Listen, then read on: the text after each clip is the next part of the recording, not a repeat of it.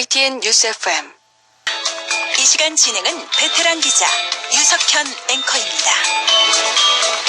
11월 18일 월요일 수도권 투데이 시작합니다. 투데이 이슈 점검 시간입니다. 경기 지역의 어린이집 필요 경비가 2년 새 무려 50% 가까이 올랐습니다. 이로 인해 기본 보육료가 동결됐음에도 불구하고 학부모님들의 부담은 크게 줄지 않은 상황입니다. 경기도 의회 여성가족평생교육위원회 송영주 의원 전화로 연결해서 자세한 내용 알아보겠습니다. 안녕하십니까? 네, 안녕하세요. 송영주입니다. 네, 먼저 어린이집 보육료 외에 필요 경비가 있다는데 필요 경비가 무슨 내용인지 간단하게 설명해 주시죠. 네, 어린이집을 아마 이용하시면 기본 보육료와 필요 경비로 좀 두 가지로 나눠져 있는데요. 예. 현장 학습이나 행사비, 특별활동비 같은 거를 필요 경비로 분류를 해서 자치단체가 정한 일정한 수납 한도액 이내에서 학부모님들로부터 받을 수 있게 되어 있습니다. 네. 만 5살 이하의 영유아 경우에 이제 무상보육이 실시되는데 이 경우에도 필요 경비는 내야 되는 겁니까? 예, 그렇습니다. 입학금이나 행사비 같은 경우는 보육활동 일환이기 때문에 예. 필요 경비로 분류해서 납부를 해야 되고요. 만 3세 정도 기준으로 보면 월 한 10에서 20만 원 정도를 학부모님께서 추가로 부담하고 있다고 볼 수 있을 것 같아요. 그렇군요. 그런 필요 경비는 어떤 한도 또는 규정 같은 게 있습니까? 네, 규정이 있기는 한데요. 예. 자치단체 당이 지역과 특성에 필요에 맞게 결정하도록 되어 있습니다. 네. 그렇기 때문에 자치단체에서 정하는 기준과 한도액을 중심으로 형성이 되어 있습니다. 그렇다면은 그 필요 경비는 한도액을 참고해서 어린이집마다 다 각각 다르겠네요. 예, 다를 수도 있고요. 근데 예. 크게 보면 예. 시군별로 한도액을 정하고 있기 때문에 지역별 차이가 크다고 할 수 있을 것 같아요. 그렇군요. 그럼 지역별로 평균 필요 경비 어느 정도입니까? 경기도를 제가 좀 조사를 했는데요. 경기도는 예. 평균 한 19만 원 정도 월 평균 예. 정도 되고요. 근데 이제 아까 말씀드린 것처럼 시군마다 차이가 있기 때문에 예. 시흥이나 연천 같은 경우는 월 평균 한 14만 원대 정도 나왔고요. 예. 구리시나 남양주 같은 곳은 한 24만 원대로 높게 나왔습니다.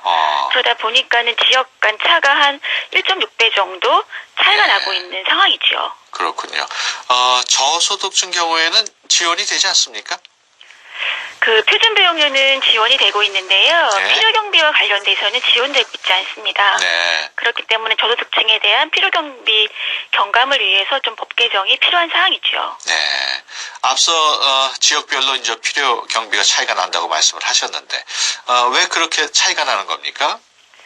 이게 지자체에서 결정하는 항목이기도 하고요. 예. 근데 지자체마다 각 한도액별로 산출 근거와 기준이 따로 없습니다. 네. 그렇기 때문에 한도액이 이렇게 차이가 많이 나는 거고요.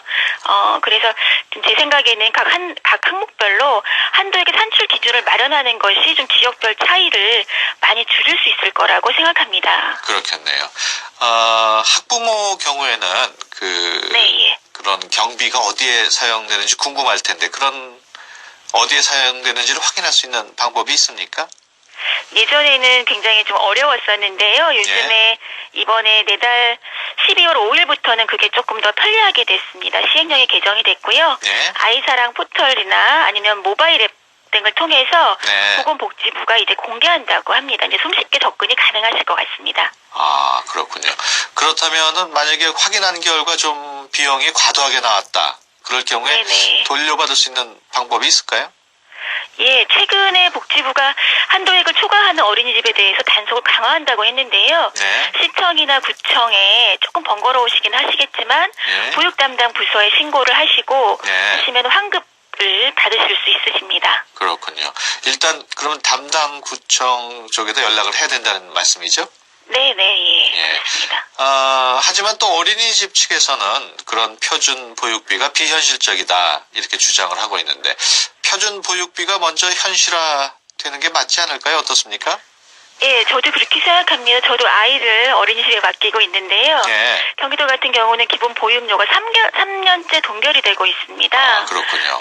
예. 보육시설은 상황이 소비자 물가가 한 7.6% 정도 3년 대비 올랐고요. 예. 아파트 전세 가격도 굉장히 많이 올랐기 때문에 네. 실은 포진 보육료가 현실적으로 맞지 않은 경우가 많다고 보여지고요. 예. 이것에 대한 정상화 그리고 정부의 지원이 예. 뒤따라야 될 문제라고 보고 있습니다. 어린이집 문제는 아니죠. 예. 그렇다면 혹시 얼마 정도는 돼야 현실화되는 걸로 생각하시는지요?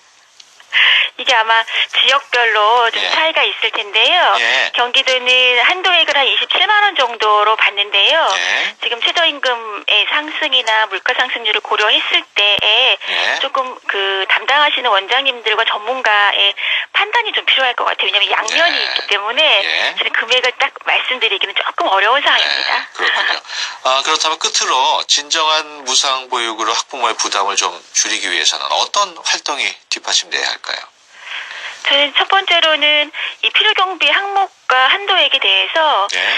부모님들이 납득할 수 있는 산출 기준을 예. 표준화해서 적용해야 된다고 생각합니다. 네. 그렇고요. 또 두 번째로는 좀 근원적인 문제인데 보육 현장에서는 보편적으로 발생하는 이 필요경비 항목을 예. 표준 보육료에 산입시켜주는 겁니다. 아. 그러면 보육료를 선정할 때 예. 보육 자체를 정상화할 수 있고 그리고 정부의 지원 네. 이 필요경비로 따로 부모가 보장하는 것이 아니라 표준 보육료로 산정을 네. 하게 되면 그 지원을 받게 되는 거지요. 그렇겠네. 그렇게 해야 정상화 될 것 같고요. 예. 실제 이제 무상보육이라고 말씀은 하시지만 실질적인 무상보육은 아니지요. 예.